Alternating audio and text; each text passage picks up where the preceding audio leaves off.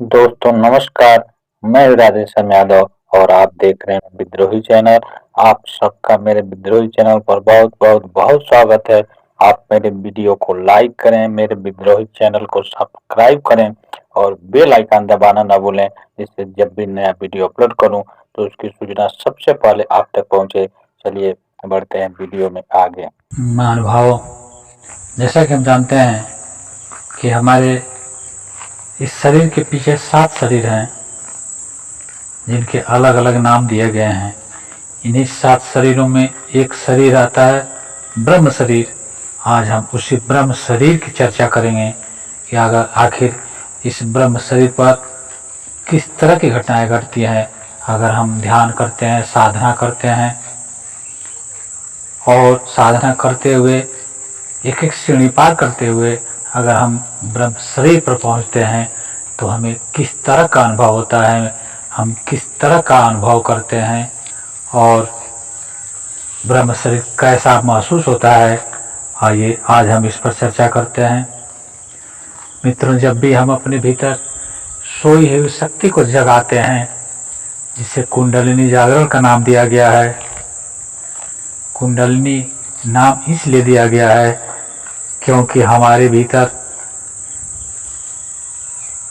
जो शक्ति है, जो संग्रहित शक्ति है, जो अलौकिक शक्ति है, वह सांप के तरह से 3.5 बार मुड़ी हुई कुंडल बांधे बैठी है। इसीलिए इसको कुंडलिनी शक्ति का नाम दिया गया है।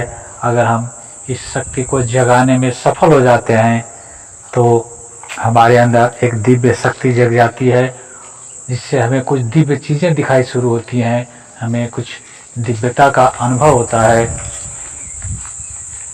लेकिन मैं स्पष्ट कर देना चाहता हूँ कि यह शक्ति अपने आप नहीं जगती, यह सुषुप्ता अवस्था में हमारे भीतर सोई रहती है।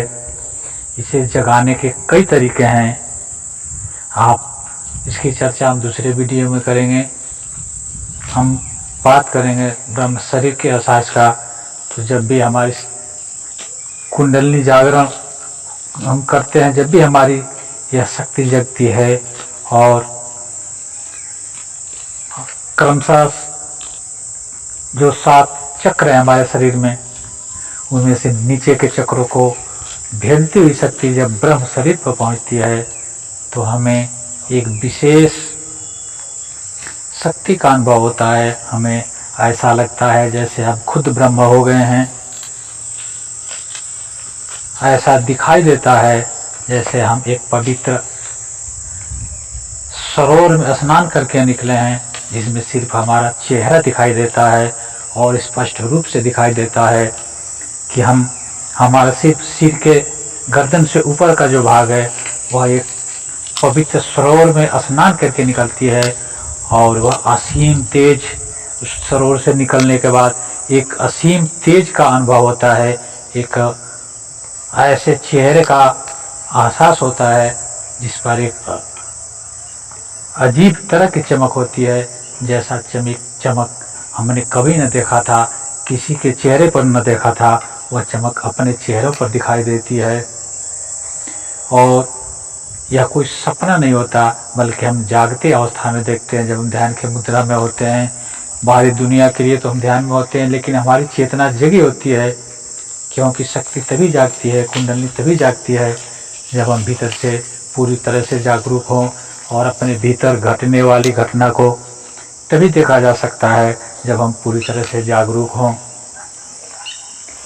मैं यह बात स्पष्ट कर देना चाहता हूँ कि यह घटना, जो भी घटना घटित होती है, वह हमारे भीतर घटित होती है। बाहर वालों को कुछ भी दिखाई देने वाला नहीं है, यह सिर्फ अंदर होती है। तो जिस व्यक्ति के भीतर घटित होती है, इसका एहसास उसे ही होता है। बाहर वालों के लिए तो वह साधारण होगा, पागलपन होगा, लेकिन जिस दिव्य का अनुभव होता है, जिसके भीतर यह घटना घटित होती है, उसका वर्णन शब्दों में नहीं किया जा सकता। तो जब हम इस अवस्था में पहुंचते हैं, इस शरीर पर पहुंचते हैं, तो हमें प्रतीत होता है कि ब्रह्म क्या है, उसके पास कितनी शक्तियां हैं, उसका रंग क्या है, उसका रूप क्या है, उसके कितने हाथ हैं। मैं चर्चा कर रहा था कि एक चमकता हुआ चेहरा हमारे भीतर दिखाई देता है।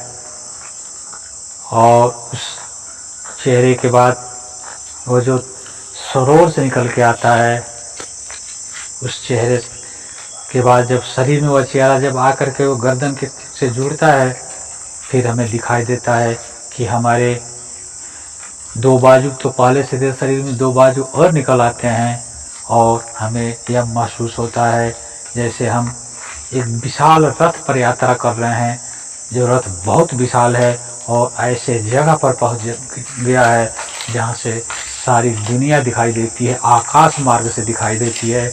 या कोई मैं सपने की बात नहीं कर रहा, या मैं कोई काल्पनिक बात नहीं कर रहा, बल्कि यह आपको स्पष्ट रूप से दिखाई देता है।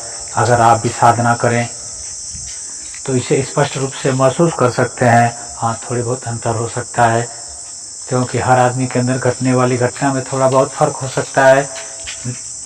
जैसे हम किसी पहाड़ी पर चढ़ें, उत्तर साइड से चढ़ेंगे तो भी अंत में जब चोटी पर पहुँचेंगे तो उसी जगह पहुँचेंगे।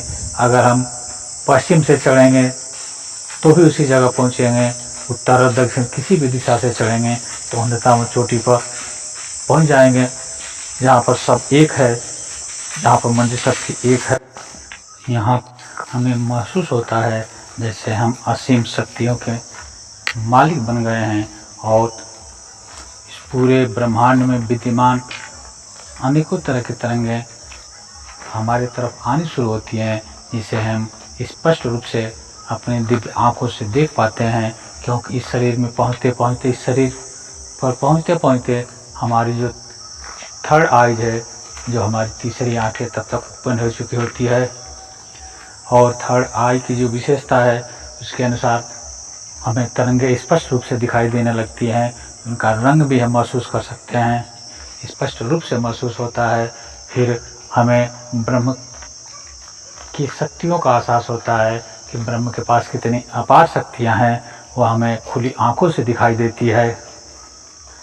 और फिर हम इस दुनिया के शाश्वत नियमों को महसूस करने लगते हैं और हमारा पूरा अस्तित्व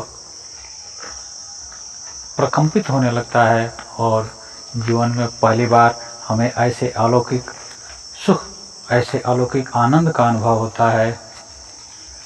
और इस शरीर पर पहुंचते ही हमें यह पता लगता है कि ब्रह्म किसे कहा जाता है। यह बात क्लियर हो जाती है, यह बात आईने की तरह साफ हो जाती है कि ब्रह्म कोई मनुष्य नहीं है, बल्कि वह सभी शक्तियों का केंद्र है।